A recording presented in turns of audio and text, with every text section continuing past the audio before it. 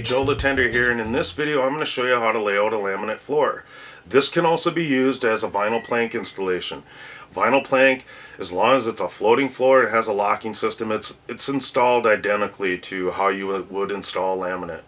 And so one of the most common questions that I get asked is, where do I start? I don't know how to start. Please help me. And it can be difficult and overwhelming when you have a big area and you haven't done this before, or maybe you have done a few projects, but when you get into a bigger type of area where you're going to have a hallway, an entry, a living room, a family room, whatever you have, that's all connecting together, and you want to know exactly where to start, how to install this without using transitions all over the place.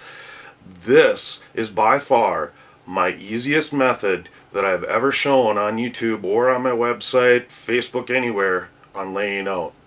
So let's watch. Here's a drawing of the area that we're going to be installing this laminate in. And we'll come back to this drawing quite a bit throughout this layout process so you can see exactly what I'm talking about. And now I'll just give you a quick view of what the main areas are going to look like that we're going to be installing. And this is a new house. There isn't any baseboards. This is the living room. There's the entry, a small little closet to the right, the staircase to the left. Here's a view of the dining room, down a hallway which has 2 bedrooms and a bathroom, which we are not installing any laminate into. Now if you look down to the right, here's the dining room. Take a quick view down this main corridor that goes through the kitchen all the way to the other end. And this is the entry from the garage. There's a closet to the left. To the right here is a laundry room, which we are installing laminate into. You can see there's an island. So there's quite a bit of things that we need to tie into. And what we need to do is decide which direction we want to lay it. And I want to install this the long way so that the boards run the length of the longest parts of the rooms, the longest part of the hallway, and that is going to make it flow and look really nice. Now that we've decided which direction we're going to install, we need to decide where we're going to start. And when we're deciding this, we want to keep in mind that we don't want to work backwards with the laminate. We want to keep it flowing the same direction the entire way. It's a little harder to work backwards with some planks, vinyl and laminate, and so you want to try to minimize this, and that's what you want to keep in mind when you're figuring out where you want to start. And in this installation, you can see in the closet areas and also the cubby hole in the kitchen and the hallway areas where I'm going to have to work backwards. So I'm minimizing this quite a bit, and it's not always possible to minimize it to that little of amount, but I will show you some tricks later on how to install backwards. Now this is the female end, and you're going to insert the male end into that, and that is going to be the way that you want to try to do it throughout the entire installation. Now we're going to move on to putting 10 boards together, and this is going to be part of our layout process on creating the cheat sheet. What I do is I start my tape measure out on the 1-inch mark, and this is going to give me the most precise measurement. I will subtract that inch in a little bit, and you can see when I stretch my tape measure across, I'm getting around 63 inches. I subtract that inch and I have 62 inches. So 10 boards for me equals 62 inches. Now I'm going to create the cheat sheet with this, and I'm just going to do increments of 10 boards, and we can get smaller increments, and I'll show you how to do that in a little bit. But 10 boards plus 10 boards is 124 inches, so 62 plus 62, and then so on, 124 plus 62. So that's how I create the cheat sheet. Now we're going to move into the hallway. This is where we're going to start our layout. We're going to base this layout off of the hallway. We're going to try to center these boards in the hallway, and now I'm going to try to get the largest piece I possibly can on each side. And you can see when I measured the hallway, I had 42 inches. I'm going to divide that by 2, and that leaves me 21. So if I start in the exact center of the hallway, I'm going to have about a 2-inch piece. Now I can try to make this piece bigger, and this is how I'm going to do it. So I take a board and I measure it, and I see how wide that board is. It's 6 1/8 inches. If I divide that by 2, I have 3 1/16. Now I just need to add 3 1/16 inches to that 21 inches, which gives me 24 1/16. You can see that my piece has grown quite a bit. It's gotten a lot larger, and that is what I really like. And now before we transfer this mark down onto the floor, we need to add one more thing here, the female tongue, the width of that female tongue, which mine is 1/4 inch. And so now we take that 24 1/16 plus the tongue, that equals 24 5/16. So now I know exactly where I'm going to make these two marks in the hallway to get this line started. I'm going to measure away from the wall, 24 5/16 of an inch, and I'm going to make a mark in the floor.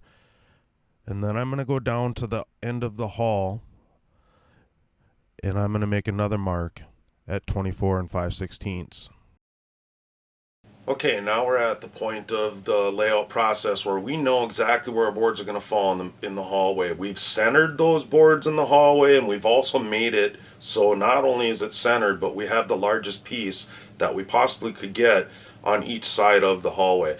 Now the hallway is the main focal point of most houses. Most installations that I do, I try to center the hallway, because if you don't, it doesn't look very nice if you have a 5-inch piece on one side and then a 1-inch piece on the other, or however that number might be. Now if you're off just a little bit, it's not so bad, but I always try to just center that hallway, and so that's why I'm showing you this way. Now if you have an installation that you're not doing an entire area where you have multiple rooms that you need to go into with the laminate so that you can avoid transitions, what you can use this same layout process that I'm showing you right now. And where you would be in the part of your process right now is you would have, let's say, a 20-foot wide room. You would divide that in half and you would have 10 feet. So that would be your center mark there. And then you would use the boards to find your size piece against the wall. Now, I'm going to show you more in the video here that is going to help with you having a bigger room, and with, you know, continuing on with going into multiple areas. And that is going to be, we're going to create a cheat sheet. We're still going to use those 10 boards that we put together, and I'll show you how we're going to run our main grid line now through that hallway all the way to the other end of the house, and that is the line that we're going to use to go off of for the rest of our layout. So here, let's watch. Okay, so you can get a good idea here of what I'm trying to do. I'm trying to snap this line all the way across the main area of my installation. And now I'm going to show you how to get that line straight the entire way. Okay, so I have my 2 marks here in the hallway, and I'm just going to snap through the hallway here because I want to find my mark on the outside wall. So this is going to be the easiest way to be able to carry through my chalk line the entire way.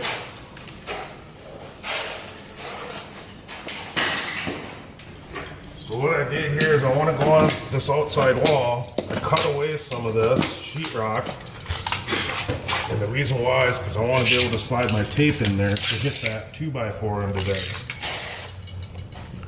Now you want to make sure you cut that sheetrock away so you're getting the most accurate measurement. Now I'm measuring from the outside wall because that's usually the straightest wall in the house.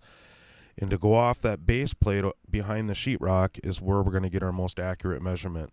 And so you can see I'm at 136 inches. And now what I'll do is I'll go to the other side of the house and I'll do the same thing. I'll measure away from that base plate into the hallway to get my most accurate measurement. This is also the outside wall. Here is the 2x4. And I'm going to measure off that again. The 136.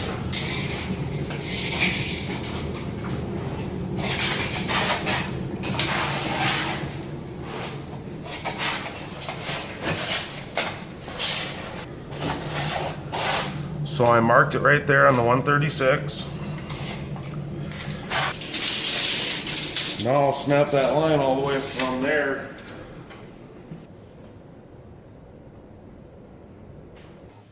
So now I showed you how to get that main grid line, how to get the straightest line possible by going to the outside wall, cutting away the sheetrock, and then measuring off that bottom base plate. Now not everything in the house is always going to be square off that outside wall. It depends on how good of a job your framer did. He could have been sloppy. It could have been the end of the day and he decided he just wanted to slap one of the walls in as quick as he possibly could. You just never know. It could have been Friday afternoon. Who knows?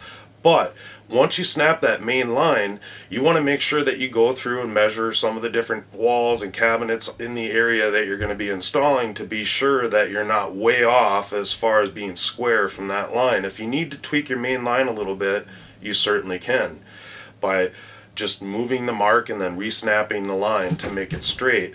Now, you don't really want to do this and throw a bunch of other stuff off in the house unless you're in a situation where something that is in the main area that you're going to see all the time, and it's going to be an eyesore if you don't straighten it out a little bit to that area, then go ahead and do that. I do it all the time. Just don't get carried away with it. Now, I packed 2 installations into this one video. Both of these houses that I'm showing on this layout video are the same exact layout as far as the rooms and stuff go. But the difference is one's on a slab and one's over a wood subfloor. Now, this method that I just showed you, you always want to use when you're dealing with a slab. But there are some other tricks that I want to show you that you can use as a guide during the layout process. So here, let's watch. So what I'm going to do here is I'm going to try to use this line that I have in the floor already. That is the joint of the subfloor, and so I measured from the outside wall just like I showed you earlier from the base plate to see how straight this was, and it was very straight. And so I'm going to use this as a guide. Now, going off my mark that I made earlier in the hallway at the 24 5/16, I measured it and it's 5 5/16. And so now I'll go down to the other end and I measure away from that joint 5 5/16. I make a mark, and now I'm going to snap a chalk line off of those 2 marks. Now, when you stretch out these chalk lines in a greater distance, like this is probably about 40 feet, what tends to happen is you get blank spots where your chalk line was snapped. This can be caused from dips or just not having enough chalk on your chalk line when you snapped it. It's a pretty easy fix. Is all I do is I go through to those different areas where the chalk line didn't darken in quite as much as I wanted it to. I extend my chalk line across it, and I put it on the darker spots of the original chalk line, and then we'll just snap it. And that will fill in all of your blank spots. And now I want to go through and check after I filled in all those blanks and make sure I snap the original chalk line right through the center of those marks that we drew in the floor, just to be sure that we're straight. Now that we have our main line on the floor, we're going to measure away from that into the living room area, and we're going to snap a line in there. And so what we want to do is measure away from this line and go to our cheat sheet to find exactly where the next plank is going to fall where we want to snap that line. Now, if that measurement is not on your cheat sheet, let me show you another demonstration here of how you can get different numbers to add on to that cheat sheet without doing the math. Okay, so during the layout process, now that you know how to make the cheat sheet, what we did is we made that cheat sheet every 10 boards. So my cheat sheet for every 10 boards was 62, 124, and so on. But when I want to find what those boards are in between those numbers, there's a quick way that I go about doing this. And the reason why I do it this way is because it's a lot more accurate. If you go off a 32nd of an inch on your board while you're measuring for your cheat sheet, if you did every board, for example, like 6 1/8, 12 1/4, well, if you were off a 32nd after 32 boards, you'd be off an inch. And it doesn't take long to go off an inch with 32 boards when they're only 6 inches wide. So what I do is I take those numbers off that cheat sheet. For example, 62 inches was one of those numbers. And if I wanted to find a number in between where a plank would end, for example, here's a couple more planks, 4 more of them. We're at 85 7/16. And you can do this, for example, with, like, my next number was 124. So I just do the same thing. There's 124. And then I can find a board where it would end in between the 124 and then the next number on my cheat sheet. And so during the entire layout process, I leave these 10 boards together to use them as a guide. It's a good guide, it's a very accurate guide, and you don't have to do all the math.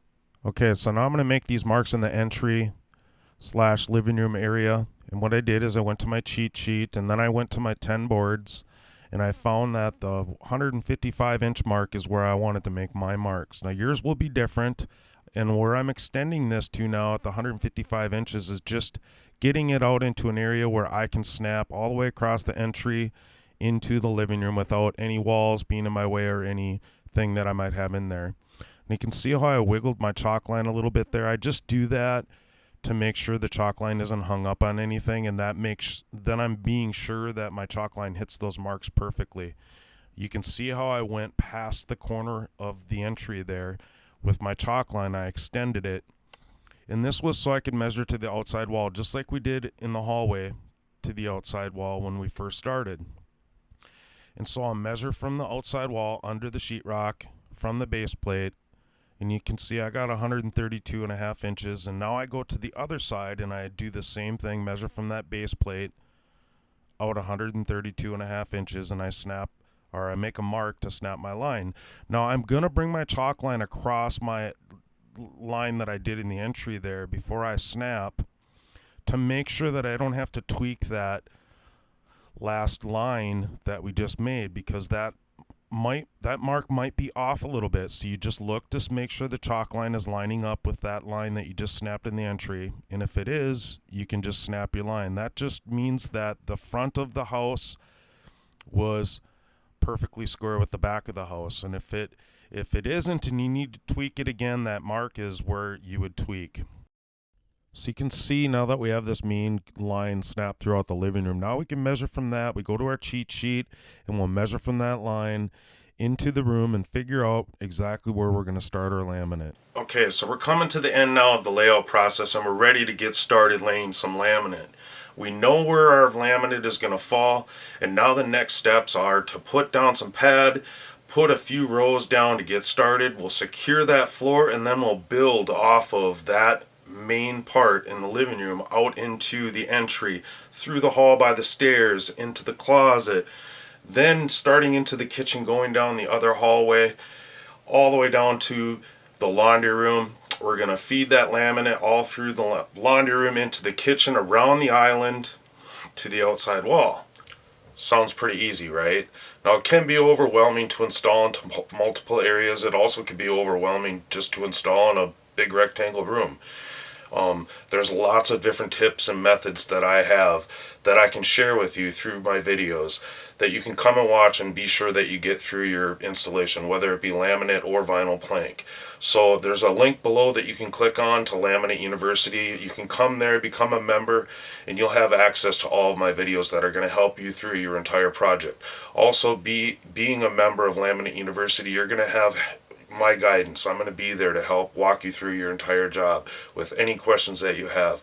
And we can use phone, we can use Facebook, email, we can do video where you shoot video on your questions and I'll shoot back answers with video. There's all sorts of different ways that we can connect so I can help you through your project. It's a great place for you to come and join with other members and get through this project that you have. If you have any questions, please let me know below, or go to my website. Like I said, lots of links below that you can go check out. My Facebook page, go to my website, check out some of my stuff there. Again, my name is Joe Attender. Thanks for watching.